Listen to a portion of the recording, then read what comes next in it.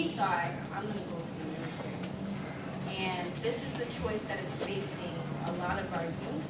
And because, and I'm not saying this is a thing that will happen tomorrow, but because we don't have any alternative, these are the choices that people make. You don't have the capacity because you don't have education. I went through all of college and there was no discussion on current foreign policy issues. And when there was a discussion, it was, we need to save the refugees, not the Yemenis refugees or the Somalian refugees, but the Syrian refugees.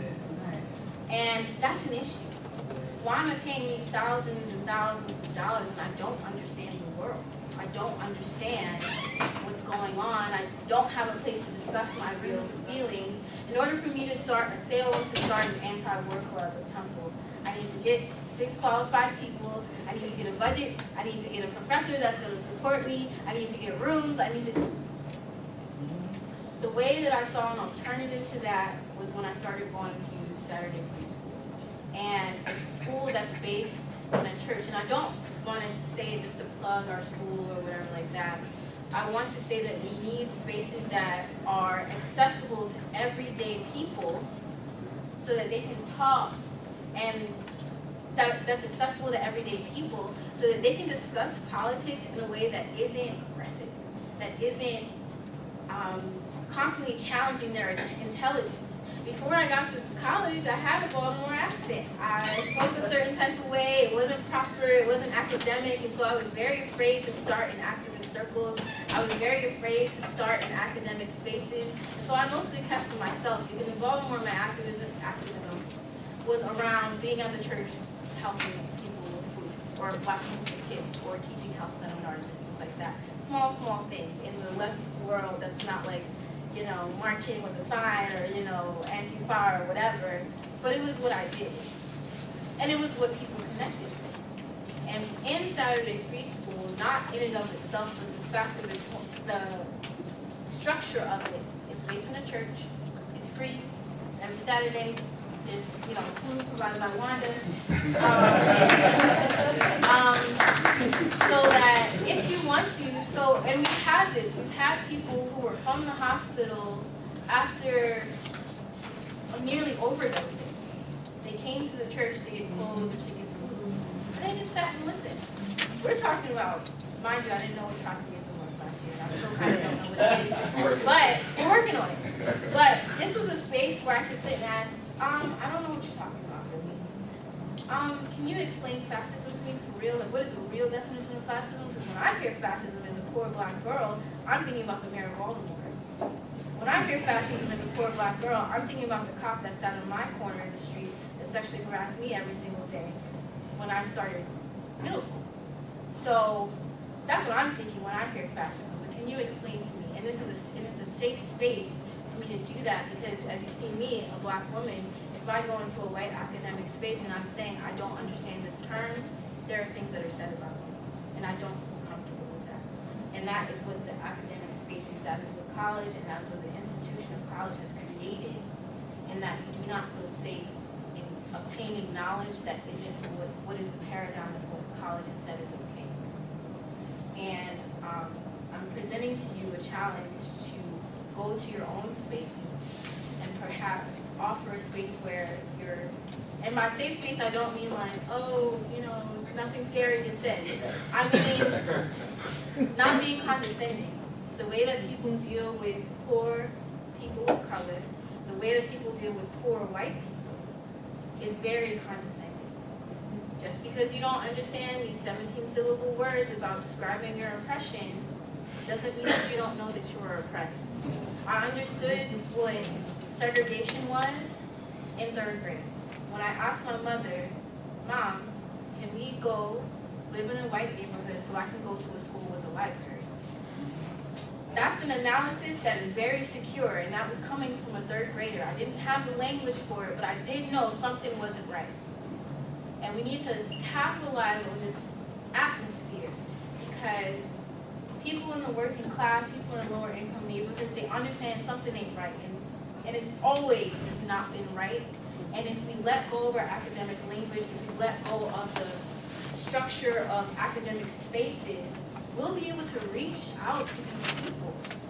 in places where they don't have to pay $35 to get into the space, where they can just go and be able to discuss their oppression, but also thinking of solutions.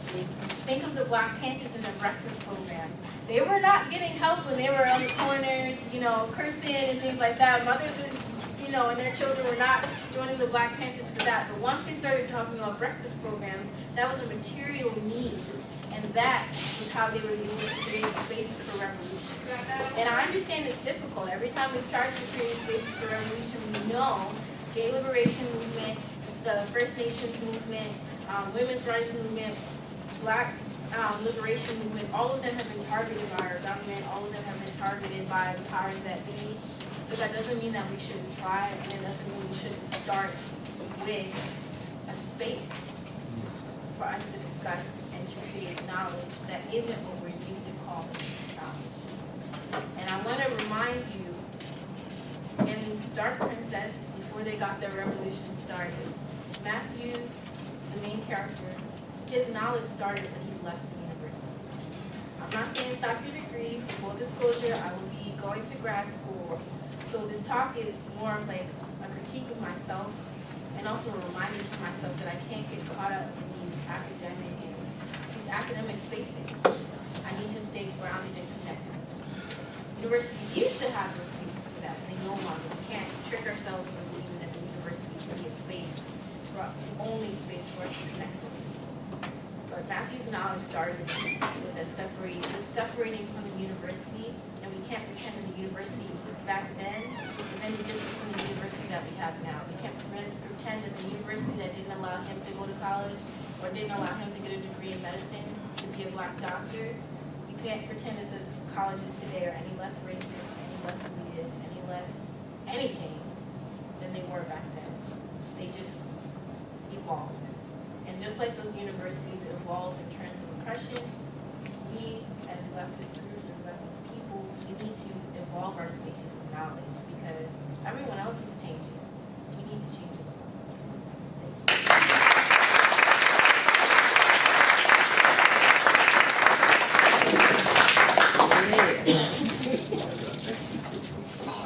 I'm Elias, by the way. So what I'm going to be talking about is about white supremacist social systems. And what that means, it's an interesting thing because what we discussed in Saturday school, because what Du Bois brings to us and what Baldwin really brings, and I've been reading Baldwin, so that's really been on my mind, but what Du Bois kind of sets up is the world within a world, which basically means that there's a white American world and there's a Black American world.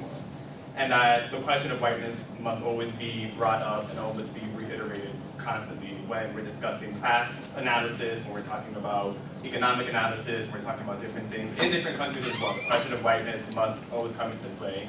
And we must understand America's role and the difference that politics take once you're in America, which I think is very important. But, so in that, I think what Baldwin actually talks about, I forget which book, we're reading tonight, but what he talks about is segregation, and what I want to bring up too is plantation life. When a good friend of mine, when we're discussing Black life, when we're discussing America and how it's evolved, she made a really good point of how things nowadays still really reflect that those plantation type of relationships, and that's something that we need to objectively see and realize, right?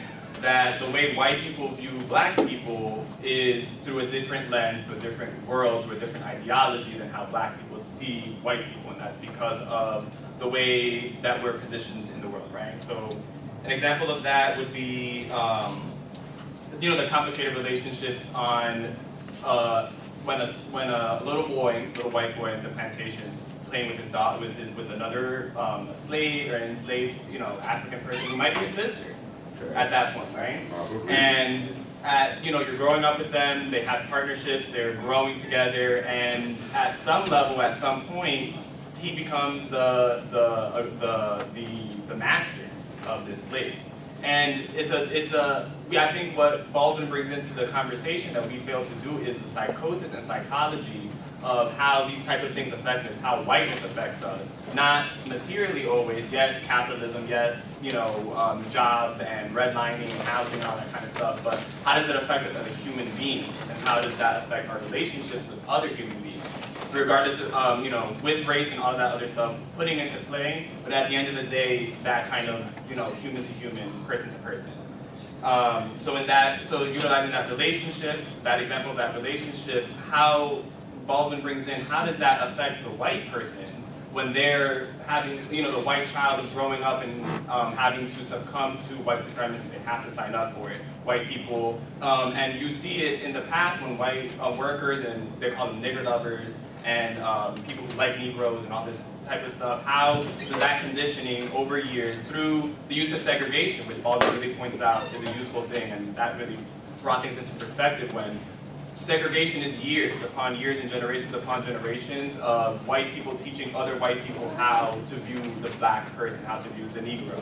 And they're creating an image that they are able to bar them out of their homes, bar them out of their places of where they live. So if you think about your own self, when you don't know somebody or you don't know a certain group, the assumptions that are being taught to you are the only things you can go off of. I only know this about queer people, so I'm only going to, that's the only thing I know, that's my process.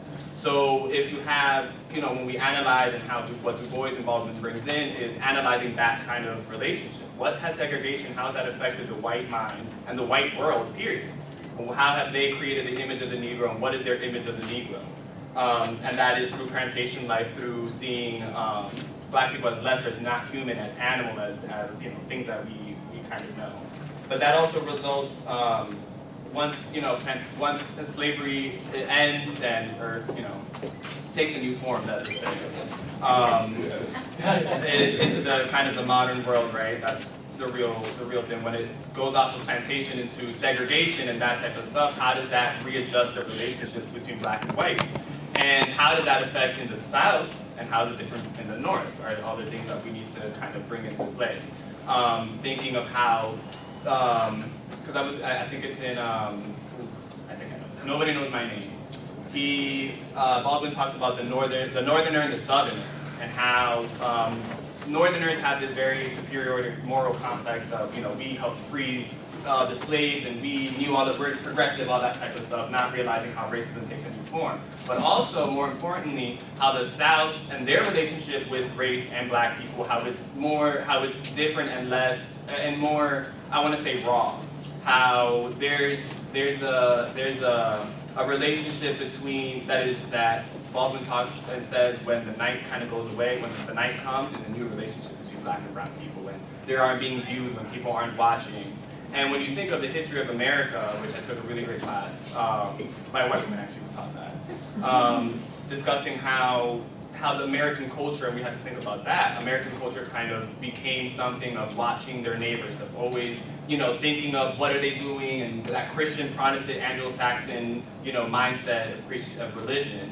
We had to think that America was based and rooted in that. So how is that reflected and readjusted, and how does that create the white world? How is the white people, and we were reading an article on, that he had written in the white problem, the white American problem or something, where he discusses what do white people talk amongst themselves, and how does that, something that I feel like in the conversations that we have now, and in the university, like Kayla's saying, we don't talk about what they're talking about, or what whiteness is, or how is it insidiously getting into our universities, getting into our politics, getting, forming and reforming and that kind of stuff, because it might not be explicit, but where else is it coming to? And not necessarily, again, not in material needs. Yes, gentrification. Yes, in other types of elitist ways, Obama, whatever. But how is it affecting us as people, and how is it, where does that thing lie? So moving on to how, to more of a Baldwin type of thing, when he talks about contradictions, which is my favorite thing that he, I guess, is his point of view when he talks about contradictions in when you watch I'm Not Your Negro, which I definitely recommend everyone watch, about different realities, which is a concept that is very, new, and I feel like no one really talks about. When you recreate realities, when you're self-deceptive, when you're creating these environments and then subconsciously reinforcing them. So black people, for example, white people are saying that black people are lazy and black people are this. But they're saying this to each other and they're saying this in their white communities and all of these things, but they're not recognizing because they don't have accountability, and that's a whole other section, right? But they're talking about,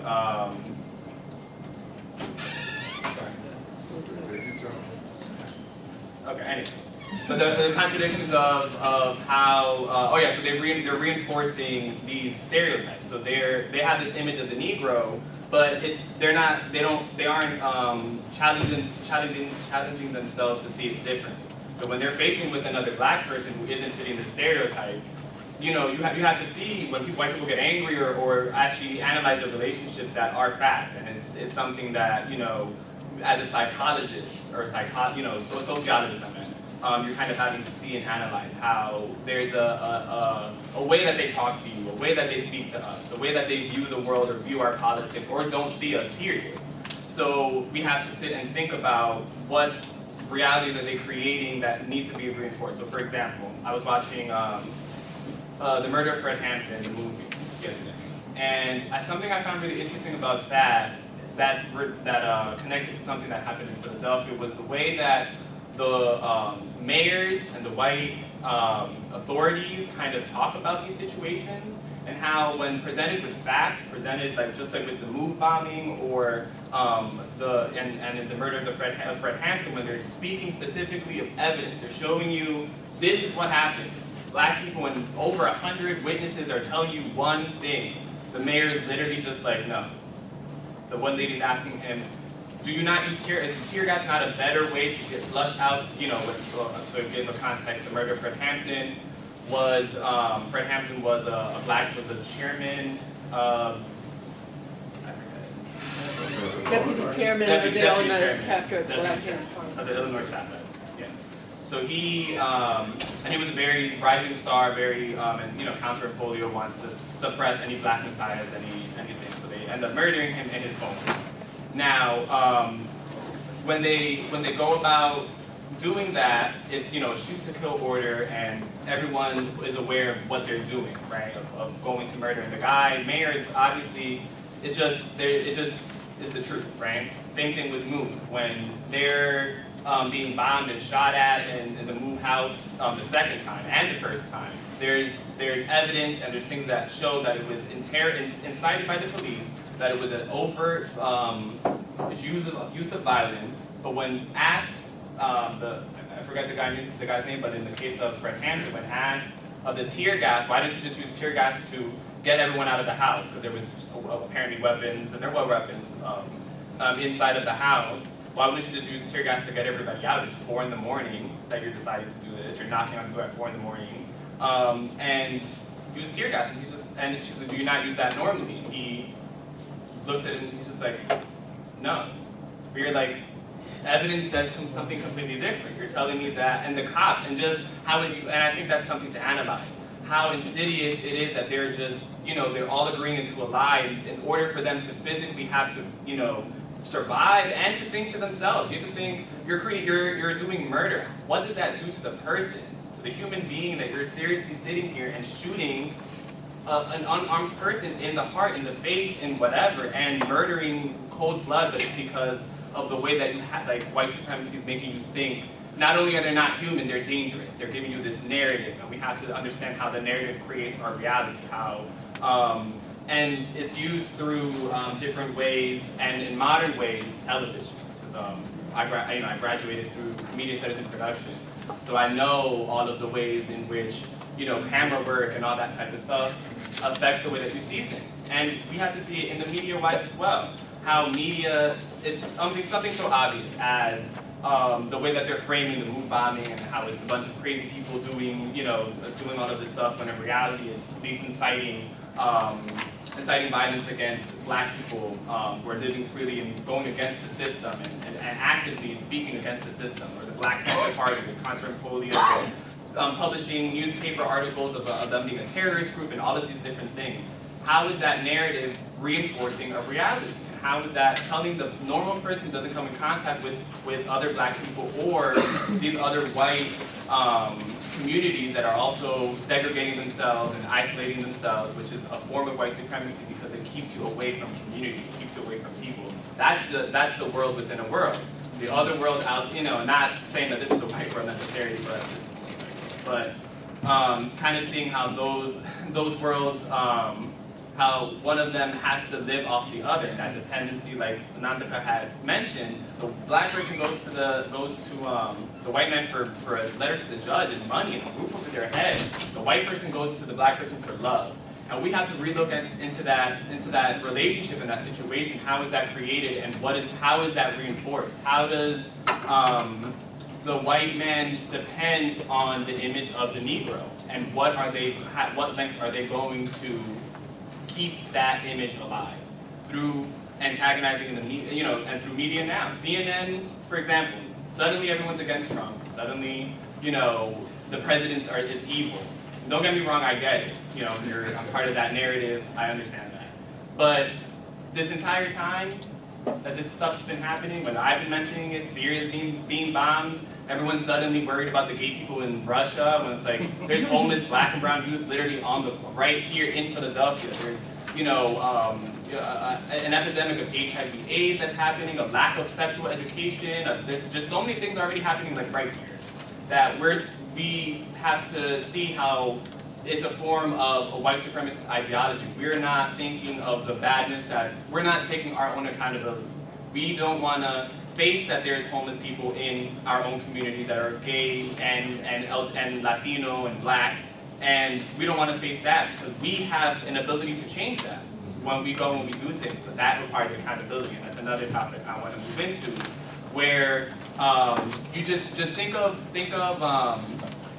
when, or for the black people in the room, think of when you're, coming to a white person or when you're in these spaces and a white person comes in and they're saying they don't want to be accountable for the actions of their ancestors. They didn't do slavery, they didn't own slaves, they didn't do any of that stuff, so why are we having to take the burden of that and having to deconstruct it? Meanwhile, because there's no accountability to that, there's no form of community that keeps you accountable. Whereas in the black world, as far as I know and in my experience, it's ancestors and mothers and family and those type of stuff are passing down. It's things that it's having to step up to the plate and having to be accountable to your community. And that means when you have, like Kayla's doing, she's going to the church to help to go feed other people. It's not something she might not want to do. It might not be something how she wants to spend her Saturday, but it's a necessity that needs to happen because there are people around her who are suffering. There are her community, people she knows, people she goes to school with, and I know that for myself when I'm going to help other people or trying to raise the consciousness of others, it's because I love them and I want to get them to a better place. And we have to think of what does white supremacy indoctrinate into us? This individualistic identity politician type politics where I'm a gay black man, which I am, but I have an authority over what this person has to say because they're not this specific identity. When the ideology can be unclear. There's been, DeRay McKennison, on Twitter, is a gay black man who is jumping off Ferguson movement. He's, sitting here trying to act like he's an activist, going for Baltimore mayor or whatever, running for Baltimore mayor, and based off his identity, people are supposed to support that. But we're not thinking, he's not accountable to anybody. Where is his community? Where is he from? Who is he? You know what I mean? Like, no one's asking these questions, no one's thinking about these things because white supremacy has no accountability. The police, and the police force, the pig force is a very, obvious thing of that. They shoot to kill, and nobody knows what happened. Mm-hmm. All we know is that 3 of them are dead. One of them was shot in the heart without any struggle or nothing, but nobody knows how it happened. Everybody else, and that's because the police and the pig force is not accountable to anybody but themselves. They can sit here and I think I had a friend, I was talking to them about it the other day, and they're saying that of course not. Who are they accountable to? They don't care about the people. They're not accountable to the people because they're not here to protect them. They're only accountable to the 1%. And who's the 1% accountable to? Nobody. So you see how that kind of reinforces itself, and then that kind of manifests in smaller ways in our interactions in the university, in these activist spaces, especially these young activist spaces, which I'm very heavily in the white left, God help them, just being very about a white savior complex. They want to come in and save, and they want to come in and do what they have to do, but not politically educate themselves. And by doing that, by humbling themselves and understanding the situation in America, the situation of black people, the situation of other people of color, and how those intermix, and how our world is different from the white world, how they view things differently, and how we view ourselves differently. That's something that the white left and white people I know in that kind of movement don't want to deconstruct. They don't want to go into the white community and break down racism. You know what I mean? They don't want to go into these spaces and challenge themselves and their idea of reality and deal with the fact of how much, you know, these type of identities and ideas and because it's so easy and understanding. Let me take a second. So it's interesting because white supremacy affects us all, right? And it affects us all differently, and it affects us, you know, in different mannerisms. White people suffer from it as well. They suffer from it very horribly. It takes away their humanity. They are able to murder and able to do these type of Nazi human beings and not face truths and be uncomfortable with these type of things. That's something that takes them away from being a human being, and that takes them essentially from a black community. Which the black community has a humanity because they're faced with it every day. They're faced with the realities of death. They're faced with the realities of struggle, of poorness, of revolution, what that actually means. So when white people don't want to deconstruct that, or the white left doesn't want to deconstruct that, and talk to themselves and kind of talk to other people and see that, there becomes a problem. Because what reality are you reinforcing? Who are you talking to? What are you learning? Who are you learning it from? What situation are we talking about? So through like television and viewing that as a window to how white people see themselves, or the elite see themselves, because it's millions of dollars that they're spending on these, believe me, millions of dollars they're spending on these productions and doing all of these things to recreate a life that they view as worthy, as, you know, these stories that you see lack humanity, because the people there aren't really going through anything. It's rich people problems. You know what I mean? They have too much money, you know? Scandal is, God, I love it, but, you know, it's just how the people in politics doing what they got to do, and it's that kind of issue, but we're not talking about, you know, you're not talking about the black person and the black people in this setting and how the context has changed and the complicated truths and the contradictions that they face. So, to end, political education is one of the most important ways for us to reach the revolution in a very ideologically clear and theoretically sophisticated manner.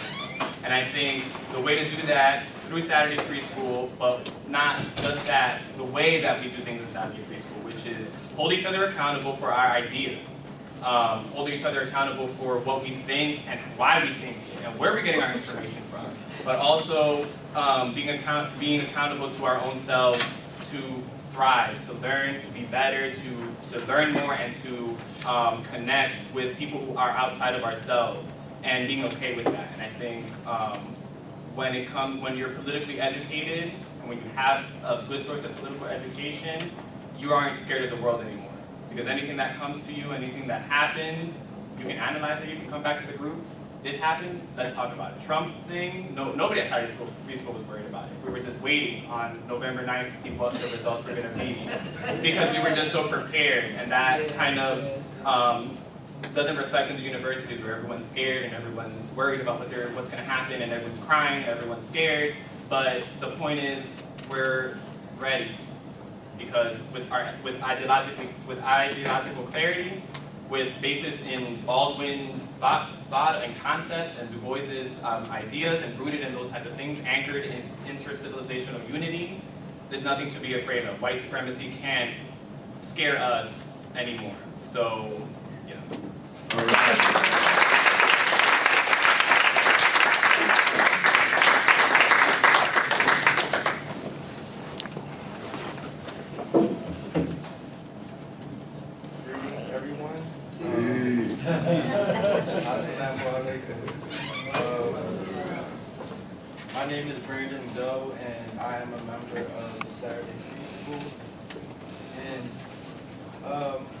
Before I really want to talk about the Saturday Free School itself or what we're studying, I just wanted to acknowledge that, you know, we are in the community in the middle of North Philadelphia, and there is a void that we're filling.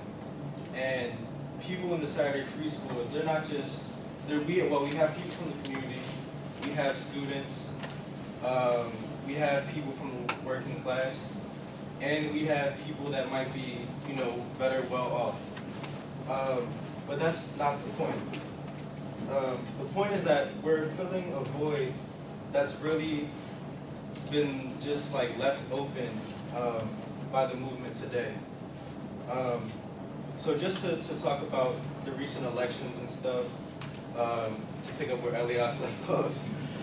So, I mean, I'm 22 years old. This is probably like one of the weirdest elections I've ever like witnessed in my life. Where you had, at the end of it, you know, Hillary Clinton versus Donald Trump. And Hillary Clinton, had she won, it would have been certain that we would have been in a world war situation with Russia over Syria. So, however, on the other hand, it was Donald Trump who was demonized. But if you really look at his track record of what he was talking about, he was anti-regime change, in the beginning at least. You know, and he was anti-free trade deals, NAFTA, TPP. But now, we've seen that, you know, a lot of the things that were said during the campaign, both campaigns, after that, there like a huge movement has erupted. And at first glance, it seemed that the anti-Trump movement signified a positive shift in the United States. White people, politicians, are suddenly starting to care about the well-being of Muslim, Arabs, and Latinos. When in fact, the opposite is true. The misleadership classes of both black and brown communities have rushed to join this resistance, to protest the fascists and white supremacists who voted for Trump. It has become the flavor of the month, or the flavor of the year. While simultaneously, the fight for health care, jobs, and the fight against gentrification has taken a back seat to the infantile demands of the anti-Trump movement, which is, I mean, what is it other than to impeach Trump or have sanctuary cities and campuses? I mean, I honestly don't know. Or save the environment. You know, and this is not realizing the consequences of the neo-McCarthyist rhetoric that will be instrumental in actually provoking this, you know, this world war situation. And at the forefront, or at least within the center of this movement, are the universities. And we've seen this in Ivy League schools like the University of Pennsylvania. We've seen this in the schools that are supposed to be more geared toward, you know, middle-class white people who want an urban experience, like Temple University. But see, these are the same institutions that have barred or rejected W.E.B. Du Bois and James Baldwin, who are the two main, you know, intellectuals that we study in the Saturday Free School. So just to, you know, go a little bit into Du Bois, in Du Bois' concept of the veil, it is the people behind the veil that know the ones outside of the veil the best, the veil. The ones living in the poor communities outside of Ivy League campuses, the service workers, those who Fanon would refer to as the rest of the earth. And in our world today, it is the people behind the veil who suffer most. we have seen a sudden push for sanctuary cities and campuses, ironically from institutions that represent the negation of humanity and purvey violence against black and brown communities, especially in North Philadelphia. Where are black people in this equation? Once again, another movement where it seems like another movement where black people and the black struggle remains invisible to the masses, behind the veil. James Arthur Baldwin, throughout his life, rejected the inhumane attempts by the white media to tokenize him. These were attempts to have him buy into the tokenization and put him on a pedestal above the rest of those blacks. However, he refused. And just to compare it, throughout history, we have seen elites choose a fake messiah or a fake vanguard, but with Baldwin, try to get someone to sell out to the point where they are no longer in touch with the people. Some of those people may be at this conference speaking today. However, Baldwin always sided with the people. In fact, he considered himself as one of them. And he recognized, like Du Bois, that African Americans are not a lost people, but a world within a world, a civilization. When asked if he feels like a stranger in gay America, he stated that first and foremost, as a black man, he feels like a stranger in America, a place that is supposedly supposed to be his country, and that he resents the intervention of the state, church, or any other institution that is trying to interfere with his life. Through James Baldwin and W.E.B. Du Bois, we will be able to look at the world through a human lens. And I say that just to use the examples of Du Bois also talking about a world within a world, but also James Baldwin in this quote from The Fire Next Time when he says,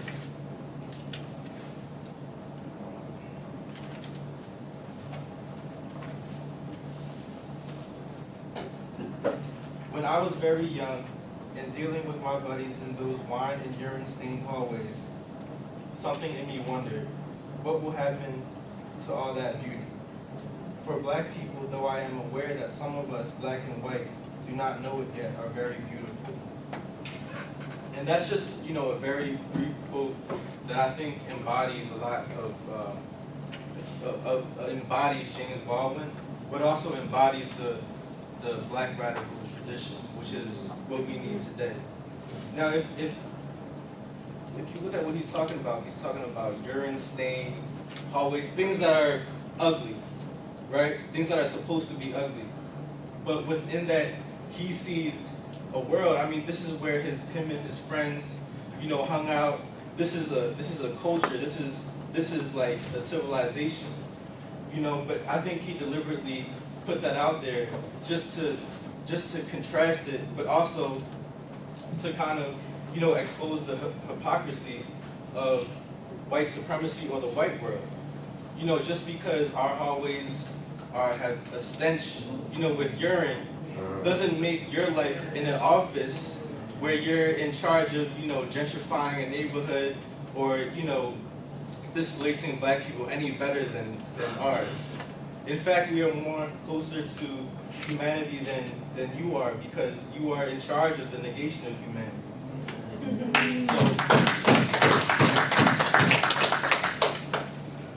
So now, today, we see how the institution plays a role in human suffering through gentrification in North Philadelphia, for example, and has now been instrumental in the so-called resistance.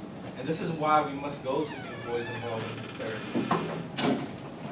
Du Bois rejected the idea of the American dream. He believed that African Americans were a world within a world. And we see that in North Philadelphia, where the black communities there have developed their own art, culture, language, and forms of resistance. This, however, is a stark contrast with many immigrants who come to the United States, and this is getting back to the anti-Trump movement. Many escaping war-torn countries who buy into this American dream and end up being used as tools of neo-colonialism.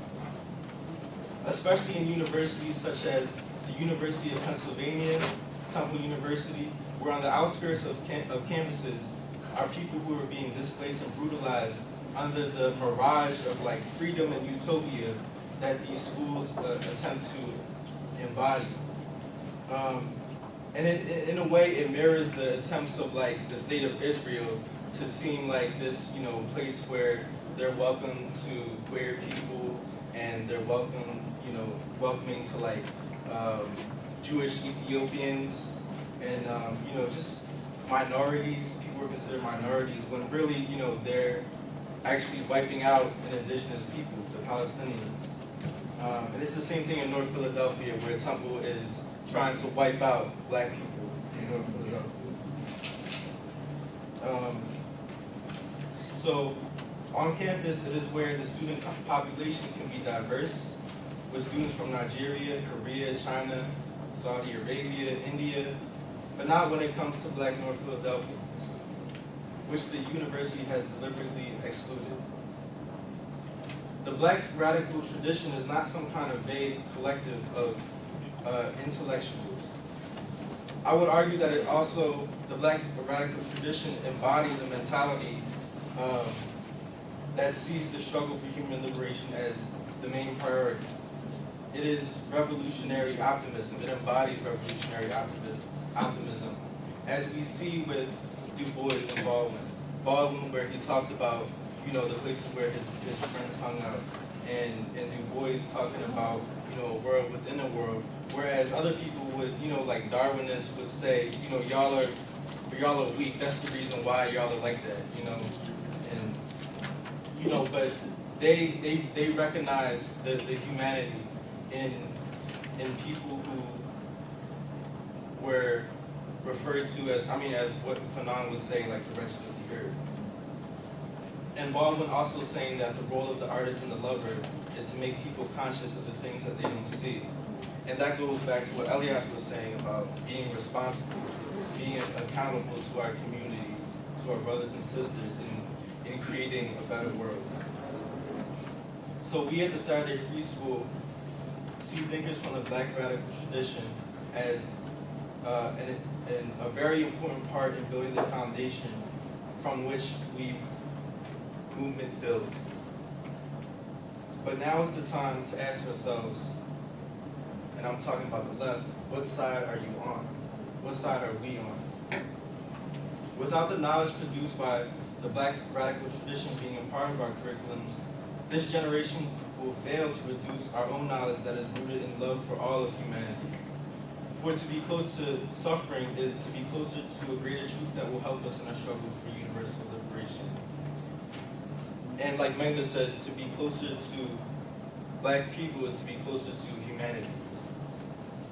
And I also raised the question, what happens when we get our sanctuary cities? When we stop, when we lower the rates of deportation? What happens, where's the political education? Where's the preparation for long-term struggle? This is what the movement now is not addressing. And I believe that without the black radical tradition, the cycle of immigrants, whether black, brown, or yellow, will continue to buy into the American dream. And the people who will suffer the most from this are black Americans. And also, there will be no united front, or what we call at the Saturday Free School intercivilizational unity. And what we've seen also with the anti-Trump movement, because it has constantly ignored the black struggle and replaced it with, something that's superficial, and it actually duped the left into, joining this reformist movement. Because it's all about, sanctuary cities, but at the end of the day, like, are you building an anti-war movement to confront why the refugees are here in the first place? So really, being a part of this movement is, in a way, being a part of like a new form of whiteness, because whiteness is the that thing, and white supremacy is a that thing. So, once again, for clarity, we have to go to the black radical tradition. And And I mean, just to finish it off, to be closer to suffering is to be closer to the truth, and to be black is to be human. Without having to face black people, immigrants will never have to challenge the idea of whiteness and privileges they are given. Many times most times at the expense and suffering of black communities. So, political education is the key, and we have to keep on reading Du Bois and Baldwin, Huey, because they will guide us in our struggle for liberation. Thank you.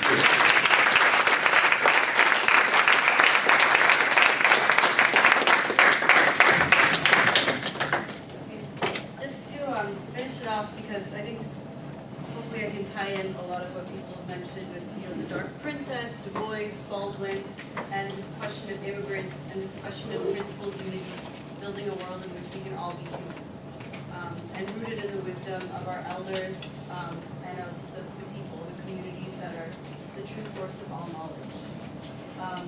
So the Saturday Free School, we are a black school rooted in the ideas and practices of black liberation, but obviously we're not all black. It's not just love and mutual respect that bind us together and comradeship, but a framework. We have ideas behind it. We have a way of thinking that guides our work together. And this framework we call intercivilizational unity.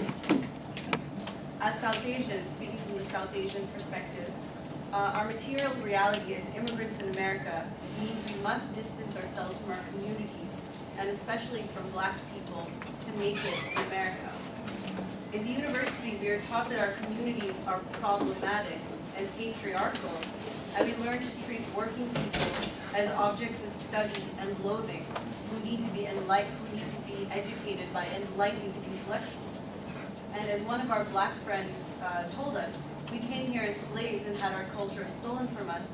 You came here and willingly gave it your culture to fit in with white people. We learned in the free school it's not just a culture or even a national identity we're giving up to fit into whiteness by making it in the market or the university. It is a civilization.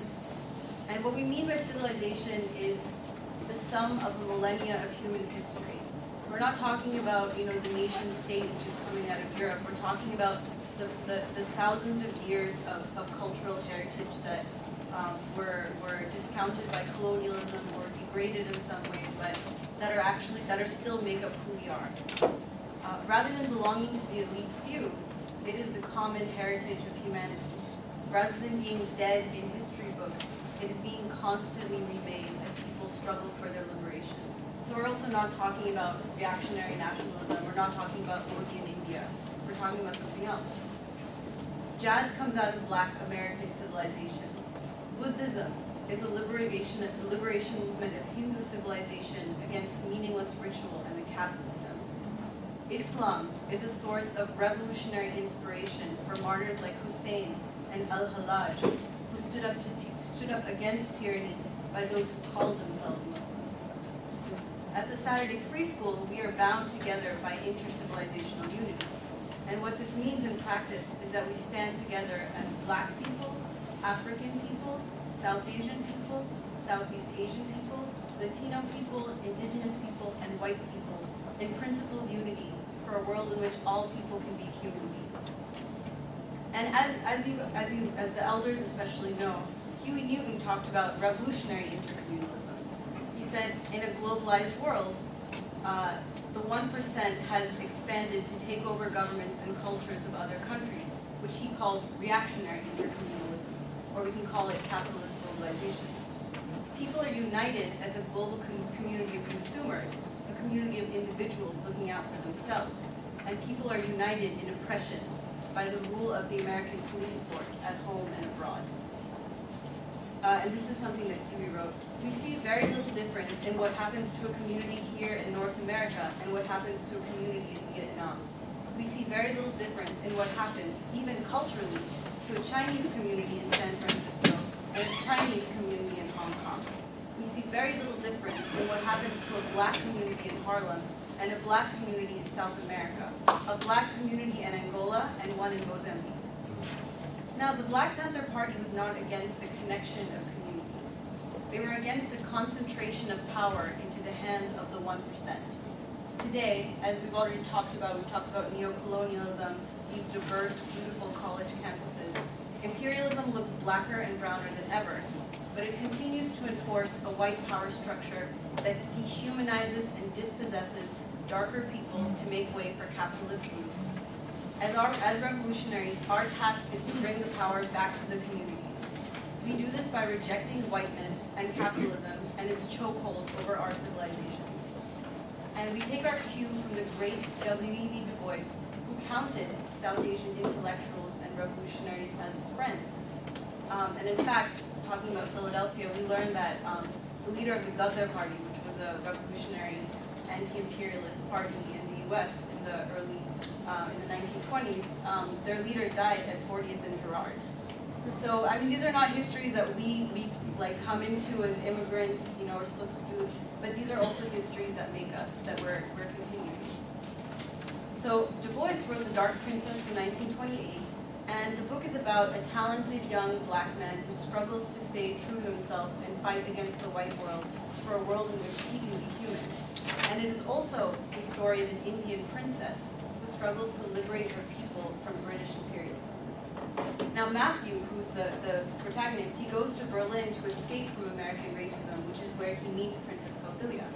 And she's a part of a group of leaders of the darker nations who are trying to free themselves from white rule. The princess awakens Matthew to a worldwide movement against imperialism.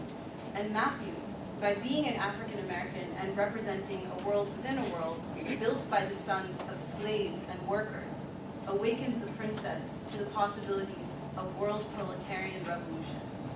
She says, "Before I saw you, I, with most of the others except the Chinese, had thought of our goal as a substitution of the rule of dark men in the world for the rule of white men. For the rule, because the colored people were the noblest and best bred. But you said that the masses of men of all races might be the best of men, simply imprisoned by poverty and ignorance. I began to feel that my dream of the world based on the domination of an ancient royal race and blood might not be all right. But as the Lord Buddha said, and as we do not yet understand, humanity itself was royal."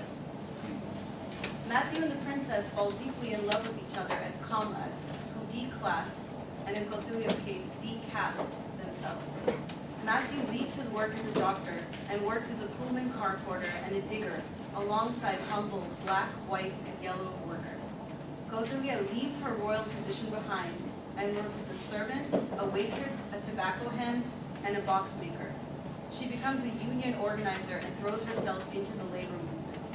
Matthew overcomes the cynicism and nihilism of the black misleadership class, and Caudilia overcomes the seduction of the colonial gaze.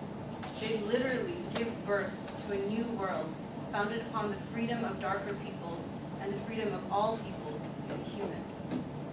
When we root ourselves in our civilization, in principled unity with black people, we stand against capitalism, imperialism, and whiteness, and draw on the best of our traditions, which if you have a South Asian friend you know, we make sure everybody eats. We're rooted in a deep love for people. We value community.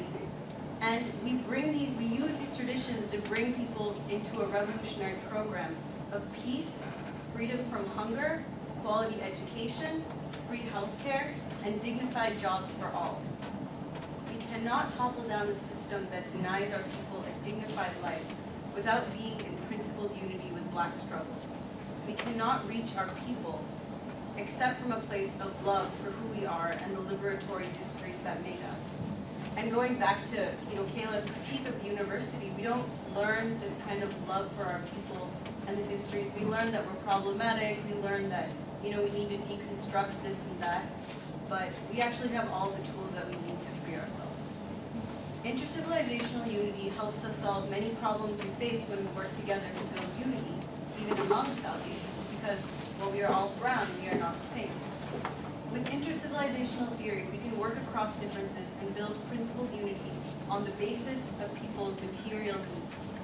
For example, as Nandita mentioned, we've been doing organizing for about a year in the working class South Asian community. And right now our cadre of organizers includes Bangladeshis, Indians, and Pakistanis. Having betrayed the masses in the anti-colonial struggle, the elites of these nations have been at war with each other over the people's wealth, and they use bigotry and demagoguery to maintain their domination in cahoots with imperialism and finance capital. Still, the people themselves share thousands of years of culture and history across national borders.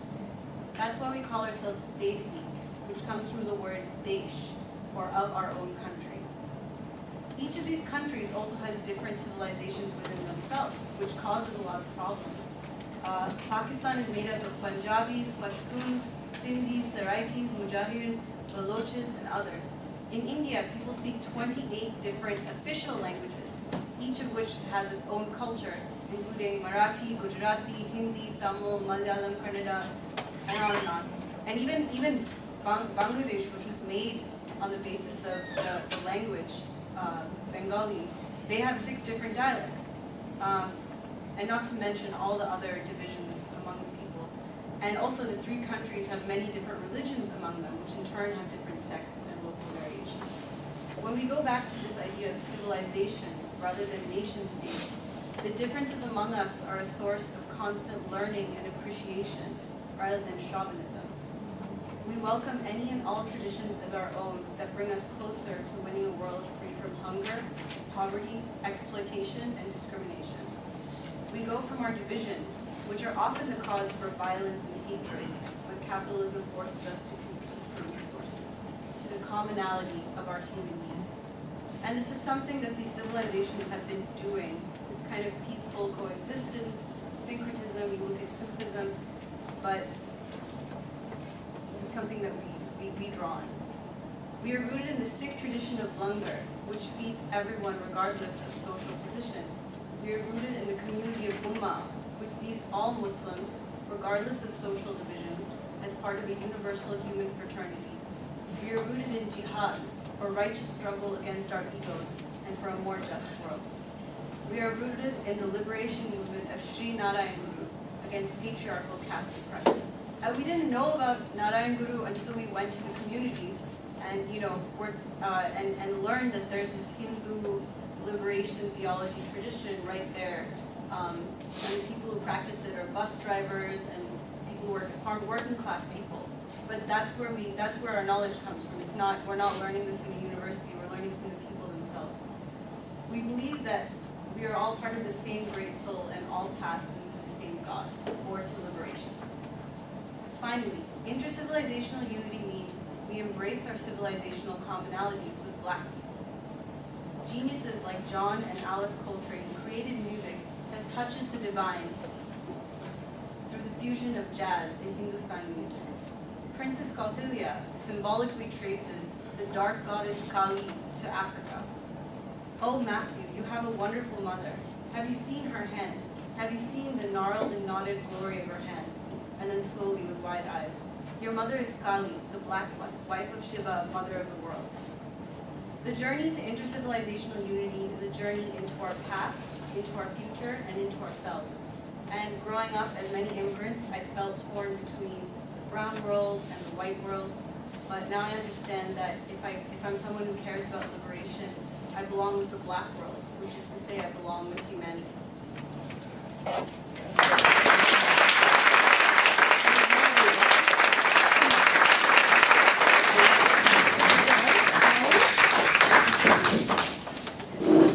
Okay, we have some time for questions or comments. My question is actually about access. Because it sounds like you guys are really good at that. As a service worker, I had to request a day off 2 months ago. So my question is, how are you guys, like, what do you do to reach out to workers who cannot be around their schedule? Because for me as an activist, that was always my biggest challenge. I just like, couldn't get to stuff. I just couldn't. I was working full time. And, like, so. No, yeah, and you, one something? Yeah. So I think, one of the common like notions in activism is that you always gotta be there. like at every single event, or like you're not part of the resistance group.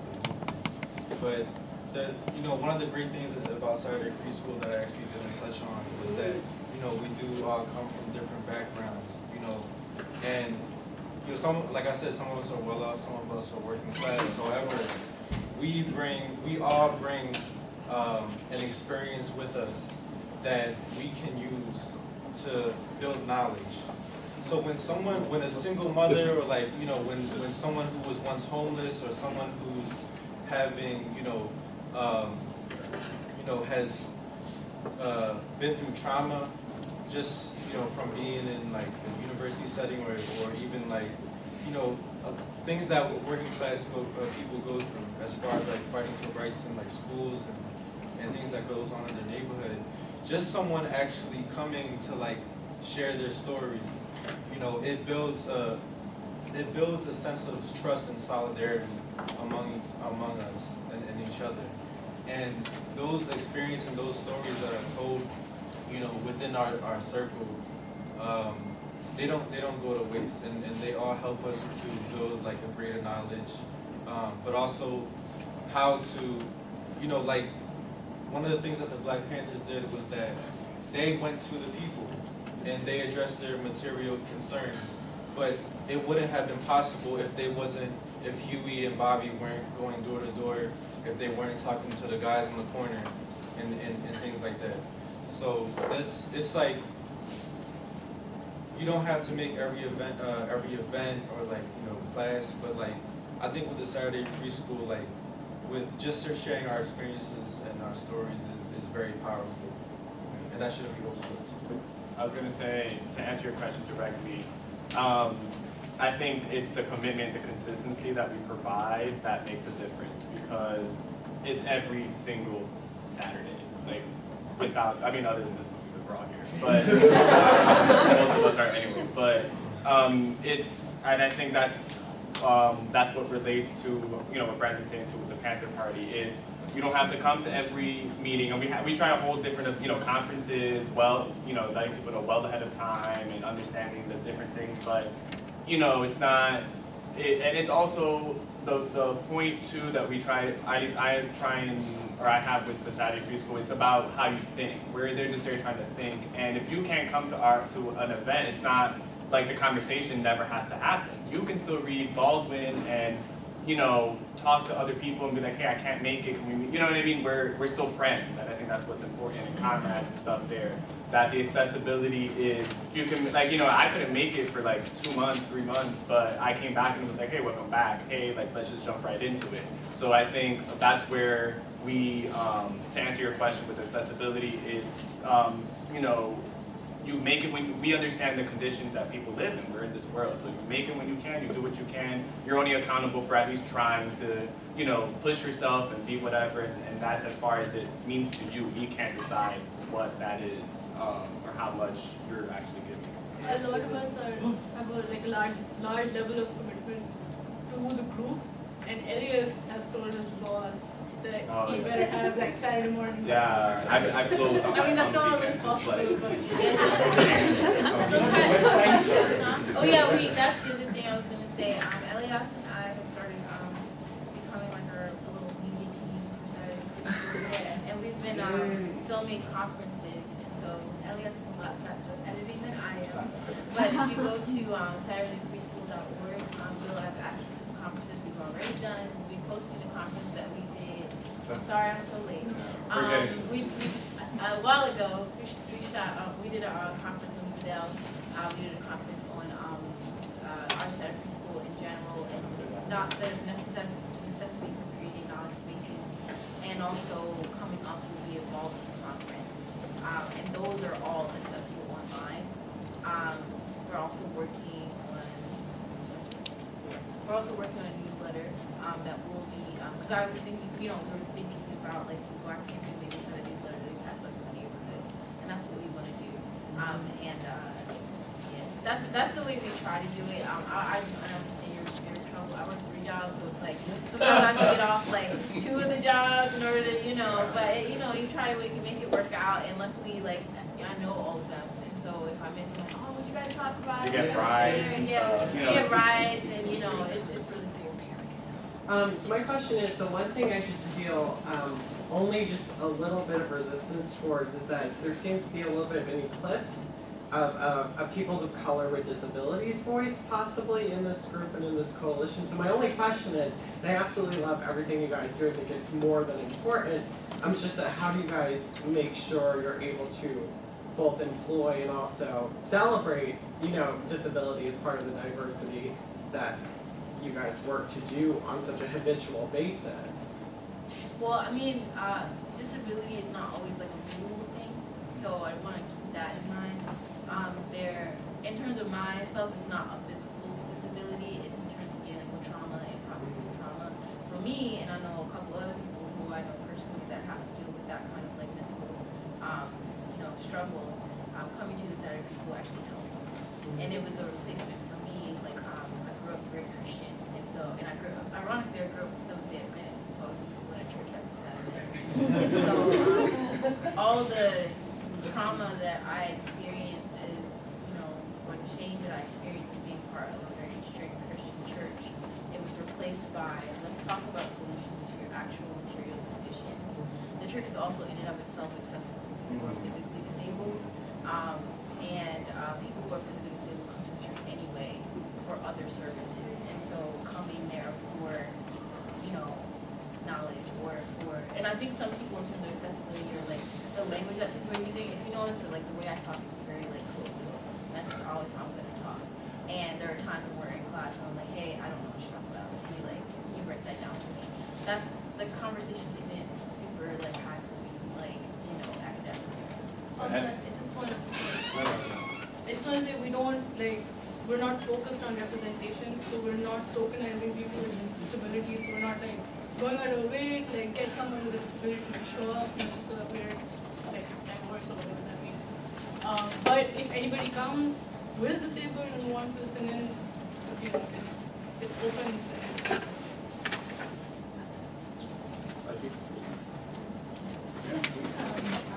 I'm disabled visually, and I'm part of the Celeste the senior center. And it's a lot of people that need it, that it's so diverse in terms of many people. And I would like to be able to tell them the website and see, some of us I don't know Braille. There are a lot of people that don't, but we've been studying our book club has been studying the voice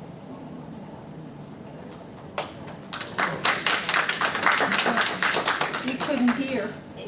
we've been studying Du Bois and Baldwin and reading tremendous books that have educated me beyond, because I'm from the white world. So it's been tremendous for me, and it's just wonderful. And I want, any other groups outside of your group like yours? In terms of disability in Philadelphia, there are groups that focus specifically on disabilities. We partner with Saturday or the PNC. Well, not Saturday Free School in general, but our individual members who are part of the PNC action, the PNC happened in Philadelphia. And one of the actions that were part of it, I don't exactly know their name, but their focus is on disabled persons in Philly and making sure they have access to travel. Because a big issue in Philadelphia was, partnering up with Uber, which doesn't require you to have access for people with disabilities and things like that. So we were part of that, and we were saying you can't, making sure that first taxi drivers had rights, and then second there were transportation available for people with disabilities. In terms of accessibility for visually impaired people, we're working on typing up our speeches and things like that, but also understand that we're doing this in conjunction with we have connections with people who are in the disabled community. How about another? There's also video. Yeah, there's online, you can get to our website anywhere. So there's videos on there, there's, you know, I don't know if any. I mean, to me, Philadelphia is fairly close, you can get there, you know? And it's like, someone who's I'm from from New York, and Whitestone is horrible, I think they go to Pittsburgh, but, you know. And just real quick on the ads and numbers. I wanted to say too that it's also something to keep in mind that we're also growing. We don't have all the answers. That you know, someone like we, and just like with the book and stuff, when we have our books and stuff, like I didn't own some books, and we just read them aloud so that everybody can hear them. So whenever articles are coming or whatever, you never feel like, you know, I don't have to buy it next time, I can't come to class. It's like, now I'm like, okay, now I have to actually buy it, because I have to go home and actually read it, and that's another thing, we're borrowing books, you know. Yeah. Natica actually was the first one that we borrowed Fire Next Time after we watched I'm Not Reading It. So I think that's something to keep in mind too, that we're open to suggestions and that type of stuff. Like, we want to be more accessible, it's just a matter of how to do it. Besides your website, you have, Freeschoolmedia at Facebook, Twitter, and Facebook. we just got it, Okay. so I wanted to also know is, imagine that, is there any other way that someone like yourself could help support what you do? Be a donation or whatever, So we're involved in putting up different conferences throughout the year, and this year we had 3 already, or 2, and 3, yeah, 3. December, I still have that. Okay. Well, there's a conference coming up in July, which is going to be on the works of James Baldwin and how we can use this thought to guide our vision for liberation. And we are looking, so we're just like connecting money from whoever can afford to like donate it. The church is going to help us out. But yeah, if you want to contribute to that, though. you write down the, Sure, yeah. who would make the check out, you know, and where to mail it. If you email freeschoolmedia@gmail.com. And you can also take our info. Yeah, We'll that's talk after. okay. Yeah. Just hold your head down, right? Go ahead. Have you developed a curriculum of sorts, and is there any formal or even informal relationship between you folks and the people who come to visit you?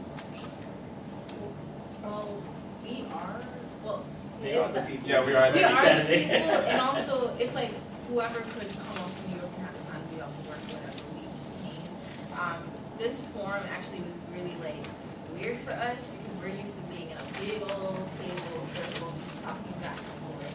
It's not, I wouldn't say, and maybe anyone could disagree, but the curriculum is more like we're reading this week, we're discussing this chapter. If something current happens and we need to divert the conversation, we can definitely do that for an hour. We tend to do.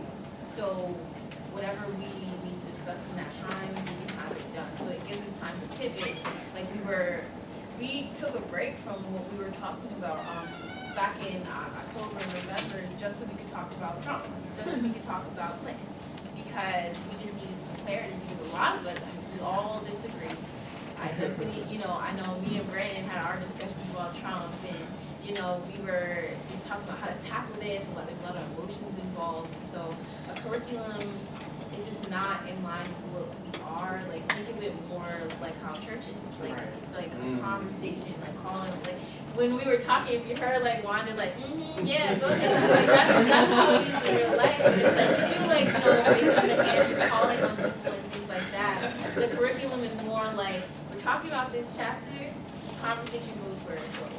We want to finish talking about the book if we can, but we've been on Fire Next Time for like, we've been on Fire Next Time for a minute. But So it's it's more of a dialectic It's between. more, yeah, we're talking. And go ahead. The closest thing that you will find to a curriculum on our websites for all the conferences, we did come up with like reading lists. So there is a list of books available online.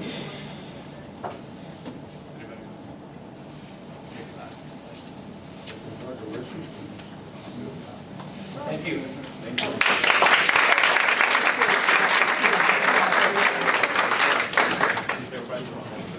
Yeah, I was, you folks are so incredible. It is so refreshing and heartening to know that this next generation that is coming up of leadership does not have the baggage of the left of the past, just in terms of organizing, not the Panthers, and then we saw what eventually happened to them. So really it is I think politically advantageous for us old folks to see you move ahead.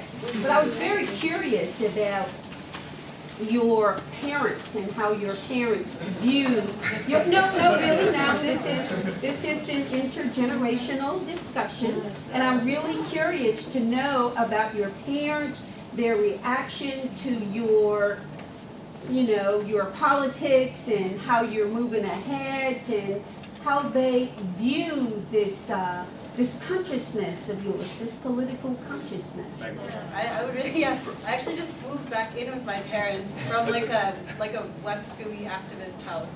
I think a lot of it has to do with the free school, because through the free school I've learned, like, if my ideas can't resonate with my parents, then they're like, I might as well just be talking in the air. Because I mean, they've made me as much as I've made them, and now I know how to meet them where they're at, and also see the ways that they're so much more developed and conscious than I am. They've grown up like outside of the United States, and they understand, like they've seen the non-aligned movement. And before going to the free school, I would never understood this or had the context. And I guess I just feel like just coming from more of a place of love and not of guilt or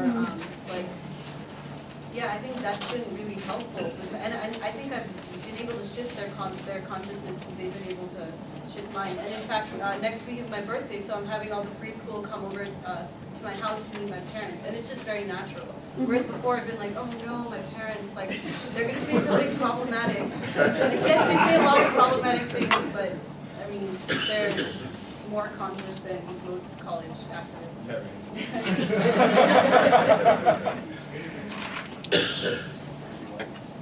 Okay, for me, well, there's two things with that question. I think my parents surprised me actually with that whole thing, because with the Saturday school, like my mom's like bilingual. She's a Dominican woman who kind of grew up in America, but also in both. But my dad actually has a history with his siblings and stuff of being activists in the Dominican Republic, and I didn't know about that before. But once, but more so my aunts and my uncles, when they start posting those things, and they kind of start encouraging me and doing that stuff, and I guess they talk to my dad or they have some type of conversation. My parents are more open to it, and because they see my passion in reading and learning and speaking and developing, and not, they want me to get a job, sure, but but they're seeing the opportunity in the free school as well for me to learning and reading and understanding. So and what I love about the school, the Saturday free school, on top of that, this is the second thing, is with the older generation. They also give you, it's like a weird, I don't know how to explain it, but it's like sometimes I don't seek revolutionary ideas from my parents in that type of way, even though they have a lot of history. We have elders there in this free school who also give us that type of perspective, and also let us know to give your parents a chance and to let them develop in their own type of way, and kind of give you that check, when sometimes we're young and we're just like, why doesn't my parents just get me and all that stuff? But we have to get them and meet them where they're at, and on top of that, kind of. When you just don't, I don't know, the free school, you learn how to take a step back and be like, he might not understand all of this, but he loves me, and my parents love me, and I know that. So that's what I have to go off, and the relationship kind of develops. And also, there's a reason why our parents think the way they do, just as there's a reason why I think the way that I do, informed by our circumstance. And if I connected to things that they actually went through instead of just these abstract concepts of Marxism or abstract concepts of socialism. Me talking about socialism isn't going to matter as much, but when I connected to, like, my mother's from Trinidad, grew up in the rural area around San Fernando, and the way that the community raised money to do any big purchase is that they all paid money into a pot. One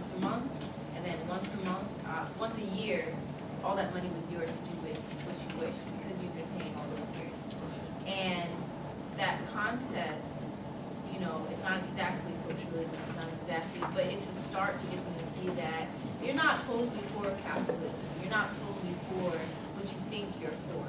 And the things that your people came up with is sometimes even better than what we think we have in America. And just choosing to engage with our parents from a, you know, when you get to college and the talk is, oh, you went to college, you got big, didn't you? Like, that's what and not going from that perspective that, like, no, I can't teach my, you know, and my parents are pretty young, so I was pretty lucky. They had me when they were very young. And so I can't connect with them a lot. And I have, like, since I've grown in Saturday preschool, they've grown up, they start to listen, like, hey, I don't believe CNN about police brutality. Why would I believe them about Syria? Or why would I believe them about, you know, war? Like, they start to, you know, just, you know, positioning them with what they actually go through is how I connect with them instead of trying to teach them anything. Because really, they're the ones that will be teaching me. I just have a different analysis of them. And that's how I was able to connect with them, and that's how intergenerationally we're able to connect with people of all ages at Saturday Preschool. And that's how we connect, just off of the basis of respect.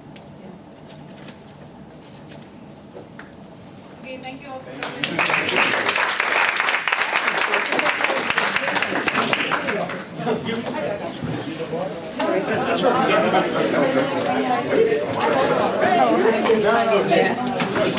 Bingo.